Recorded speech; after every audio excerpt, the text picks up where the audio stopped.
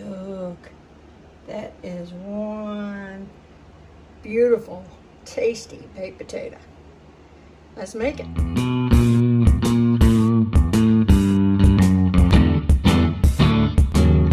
Hey everybody, it's me, Hetty, and today I'm gonna show you how I do my baked potatoes. We're having just loaded baked potatoes tonight, and I'll show you there at the end if you stay tuned. But I'm just going to show you how I do them. First of all, and can you believe it, I'm going to remember to say this, preheat your oven to 425 degrees. Take a cookie sheet, and if you have one, take a cooling roasting rack and put in the cookie sheet. And I'd cover the cookie sheet in full just for easy cleanup. All right, I'm doing 6 potatoes tonight. And I've patted these dry, and I've already done this one. I take a sharp knife, and I just go through and give it a good slice, just a few times. That lets the steam come out and helps not to explode the potato. So anyway, that's how I pierce the potato. Forgot some stuff offset, so I had to go get that. Okay, so here's these potatoes. They're ready to go. And right here, I have a stick of butter, and I have 2 tablespoons of oil right here. I don't think you can see that, can you? I hope. All right, and I'm gonna whisk this together off camera. I have some kosher salt, and I have some freshly ground black pepper. Oh, I got butter on there, didn't I? Okay. Anyway, that's what I've got right now, so I'll be right back as soon as I whisk this together. Anyway, here's my cookie sheet, the way I did it. Like I was trying to tell you, I whisked this up together. So that's for flavor, and it'll help to crisp up the skin. Okay, you don't have to wrap these in full. We're not going to wrap these in full. But here's what I do, and I'm not going to do all 6 of them. I'm just going to do these 2 on camera because you get the idea. So here's one. We pierced it really well. I've had it dry, and now I'm coming along. I've got my butter and oil mixture. And no, I wouldn't be wearing gloves if this was just not being filmed. I buttered it really well. See that? I'm gonna lay it there. Let me do this one. Well, I gotta tell y'all a secret. I had several videos I was filming at the same time. Y'all know I do simultaneous sometimes. And I was setting up my shot. And it was gonna be for Memorial Day weekend. I made drumsticks, barbecued in the oven.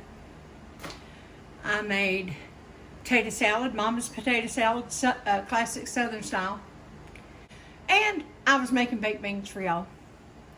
Low and slow in the oven. Hetty style. Anyway. In the middle of that, I'm setting up a shot because I needed to make some mayonnaise.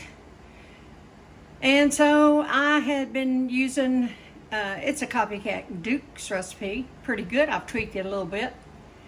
And it's pretty close.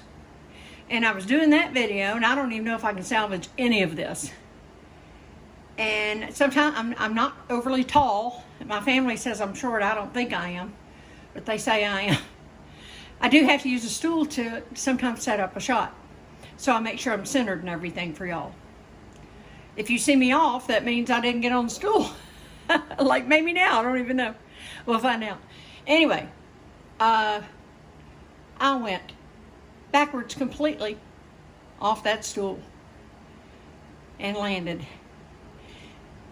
And 7.5 hours at the ER. Y'all, that was rough.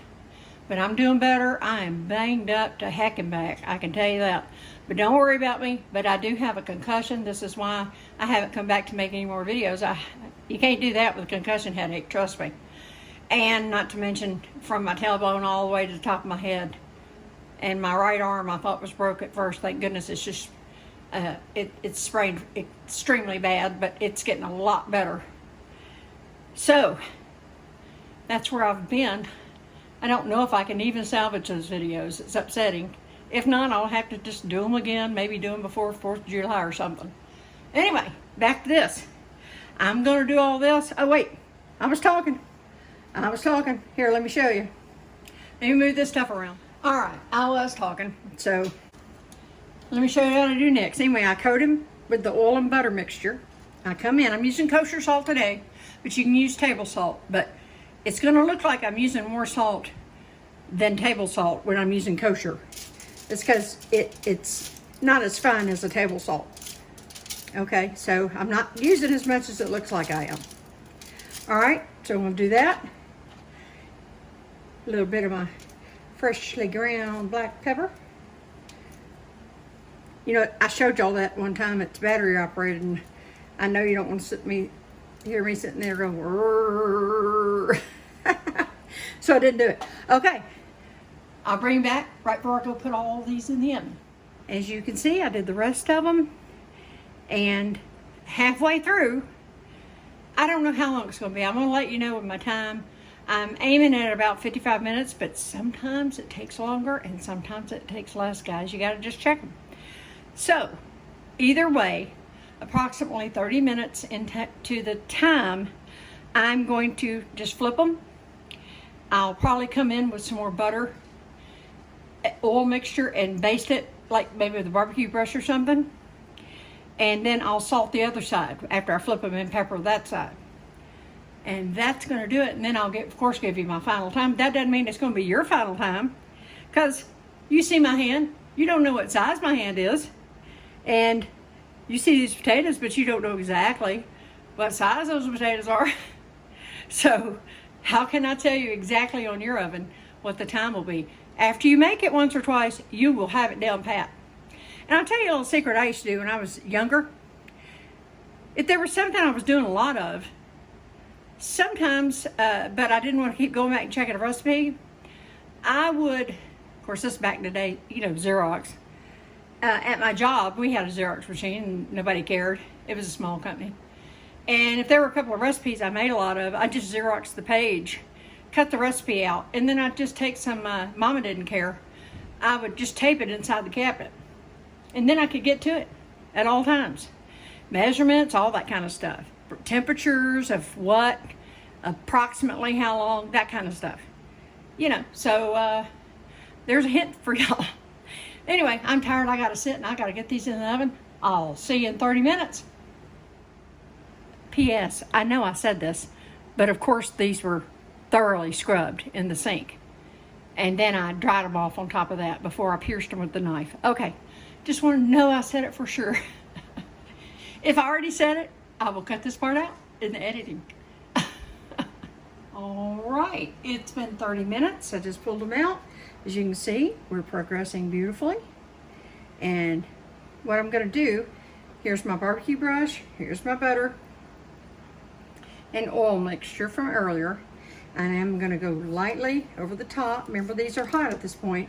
I'm not pressing down really hard because I'm trying to not knock off any extra of the salt and pepper. Even though I am a little bit, because there's a little bit in my butter now, if you could see that. But it doesn't matter. That's fine. So I gave that a light brushing. I'm going to come in, and all we're going to do is let's flip these fellas over.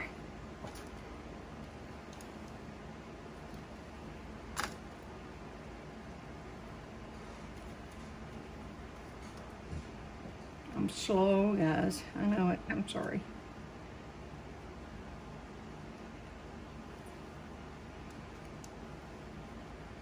All right, again, remember these are hot. Working around the tripod. Okay. Oh, I don't know what my sons have done to my footstool. They won't let me on anymore. I'm like, y'all better come up with a solution because I gotta have it. I use it to get to my cabinets and everything.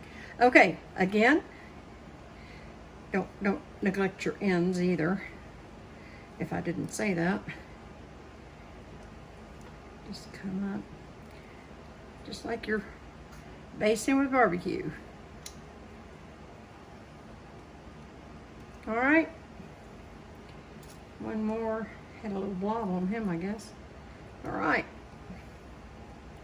Now, and of course this time I want to pepper and salt this side. Oh, here's my I've shown y'all this thing before. Oop, I don't turn it over on the side because it wants to cut on. That's how I grind my pepper.